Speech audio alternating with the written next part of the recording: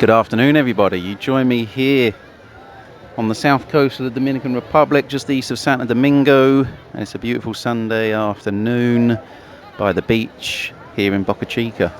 The sea's an incredible colour. You get out of your hotel room, you walk to the beachfront, and it's this emerald green. It's incredible with these blue skies up ahead. So it's my last few hours here before I head to Santo Domingo for the event tomorrow evening in the capital. The launch of the project that I completed, I made last year and has been worked on throughout this year. So we're just about at that stage where finally that project's going to be realised and seen, and we'll have to see what people think about it. So I'm very excited for that.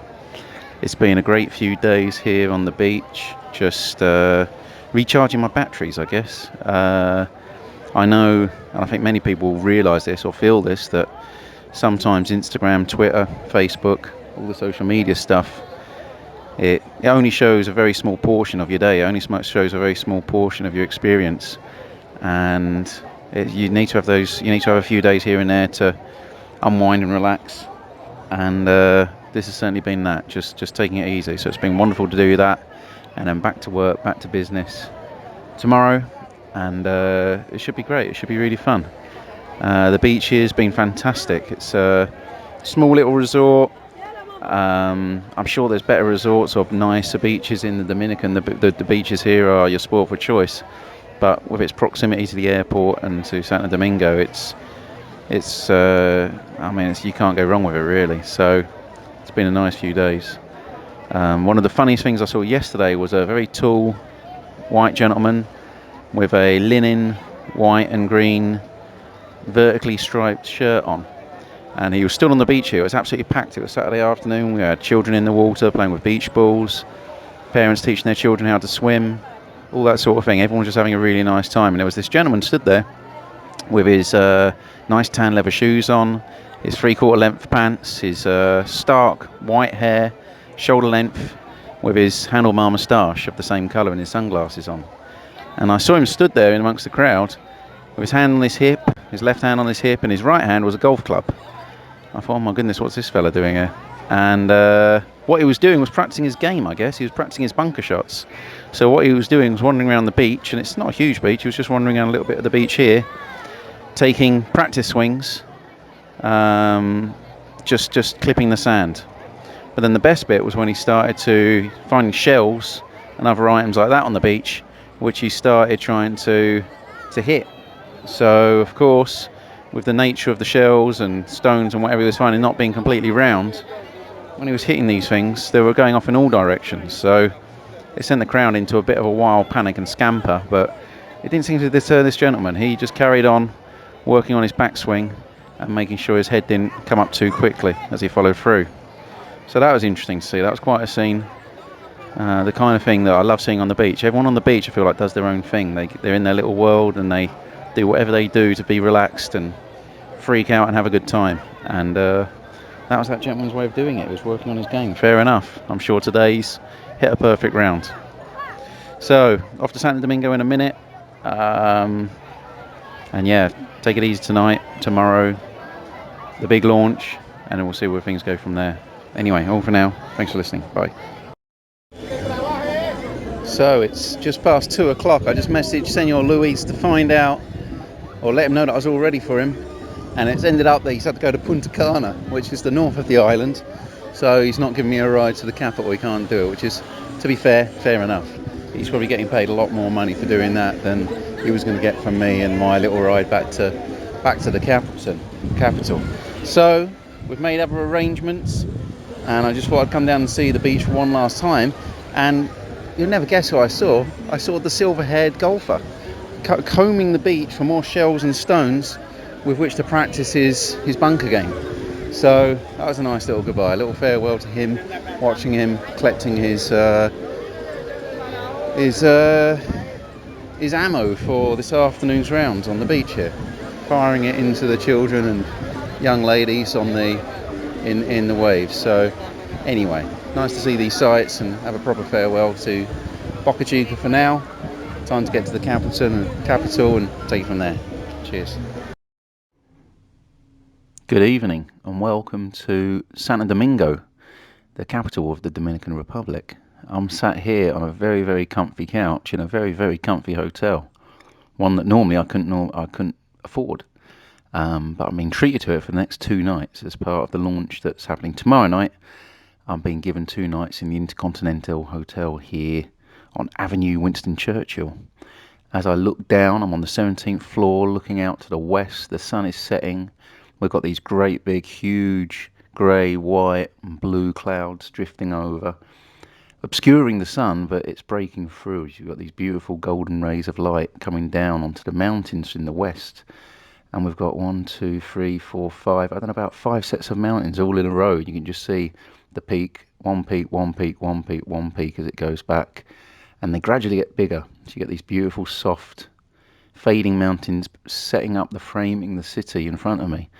And the city is it's right in front of me. It's a mixture of tall apartments and tall buildings. I'm guessing about 10, 12, 15 floors high, mostly white or grey in colour. And down in front of me, right down, when I look straight down from the 17th floor, is the big avenue with all the traffic and the cars passing along it. It's a great view looking down at the world like this. You get to see all these little pockets of life that normally you wouldn't be afforded. Right ahead of me, I can see a group of 5 kids. 2 are sat in the back of a blue pickup truck, a Ford or something. And it looks like there's 2 girls, maybe 3 girls in front of them, and they've got a big long rope, and what they're doing is some jump rope. They're skipping. So they've got this big long rope that must be, I'm guessing, about 8 or 10 meters long. The boy's just got in the middle there. Oh, he's just got hit on the head. So they're all stumbling around laughing. Anyway, so they're having a good time down there. So I'm watching them doing their jump rope. There's a chef on top of the building. There's a building to the left of where these kids, the car park where the kids are skipping. And it looks like there's a man in an apron, looks like a chef who's on top of the building there. Capriccio, I'm assuming an Italian restaurant maybe. The chef's having a break. He's at the top of the building on the balcony, looking over, watching the kids. And to the right-hand side of where the kids are, there's a few guys on ladders mending, fixing up a wall, fixing up a billboard, something like that. So, anyway, I'm enjoying my perch here, looking down on the world and seeing all the magic that's going on here on this Sunday night. I just made my way over from Boca Chica earlier this afternoon. And as I recorded earlier, but I think I'll talk about it again, on the way I was reminded of the realities of life here in the Dominican. Boca Chica is a okay place, got some shady edges for sure, probably a little dangerous in places. And as I came over this way, we're coming down the freeway, coming into the city, probably the suburbs of the city or the outskirts of the city. The buildings were getting a little bit bigger, but they're still crumbling. They're still they're unfinished. They're falling down, or they're still intact. So you get a real mix of buildings as you come in. And about, I don't know, we were on the freeway, so it was about 2 roads away. I could see, like, there was our road that we were on, then there was another road, a little slip road, and then there was the street. And at one point I looked over and I saw some kid kind of falling, kind of stumbling, running like he was falling, trying to stay on his feet.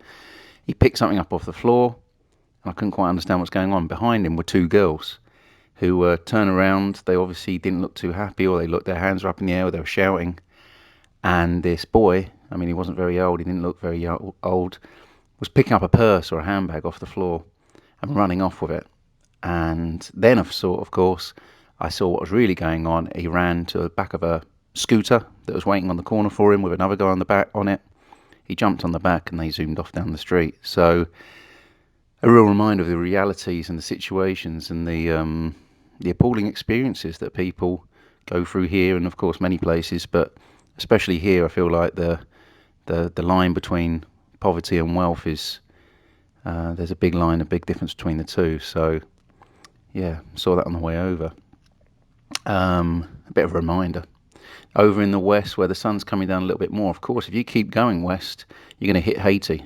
So on the island here, where you've got Haiti and the Dominican sharing this piece of land, and if you keep going west over those hills that I talked about earlier, you'll finally get to Haiti, a place I'd really like to go to. I saw some artwork here from Haiti last winter, and the artwork, and I had some food, some Haitian food, and it was the best food I've ever had. It was the best artwork I've ever seen. It really was magical. It was from a different place, really, literally and metaphorically. There was no traces of Western art or the rules that we kind of follow without even knowing it about aesthetics in the West or in most places in the world, or in the European world, or the American world, I should say. And all of those rules and composition and colours just were thrown out the window, and it was completely different. And there was a real life to it, but there was a real soul to it. That's what I really loved about the artwork and the food. When I can't remember what food I had now, but the food, I remember it being like a soup, and it was earthy. It was like eating soil. It was like eating the ground. It was absolutely fantastic. You could feel the nutrients. You could feel the goodness of it in every mouthful. And yeah, the artwork had the same feeling to it. It was very much from there was no filter on it, and it was very direct, and it was very real and earthy, and had a lot of soul to it, I guess. Maybe that's what I'm trying to say. Who knows? But anyway, so if you go west, you get the Haiti. But tomorrow, here, I'm in Santo Domingo. That's absolutely fantastic. I'm very happy with that. It's really nice, like being back in the Dominican. It's really nice to be back in Santo Domingo. I spent 4 months traveling around the island, but the majority of the time I spent in Santo Domingo. So I've got some friends here to catch up with, and I can't wait to get back to the colonial city, the old town, where I had my apartment last year, because that part is really, for me anyway, the most beautiful part of the city, with the old colonial buildings dating back to the 1500s. And it really is where you've got the, really nice restaurants, nice sites, great cathedrals and piazzas and all sorts of things to explore. So I'll be here more in the business district of the city for the next couple of nights, and then I'll head over to the old colonial centre. A girl nearly got tripped up by the skipping rope there. So I'll be heading back over there later on this week, and again catching up with people, relaxing, seeing some of the old places that I enjoyed while I was over there. One thing I used to love was walking down the Malecon, down the water, or down the edge of the water there, and you could look out the sea, and in the far distance, you could never see it, but you could imagine it was Venezuela, a place that I never really thought about much, but the fact that it was so close, just over the horizon, was always intriguing to me. Anyway, I think that's all for today. I think that's probably all for now. There's not much else to say. It's just been a nice day. It's been pretty good. It was a shame to see what happened in the street on the way over. That's an appalling experience for everyone involved. Yeah, what can you say about that? Appalling. Wherever you are, I hope you're safe. I hope you're well. I hope you're doing good.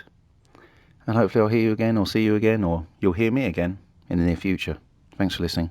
Cheers.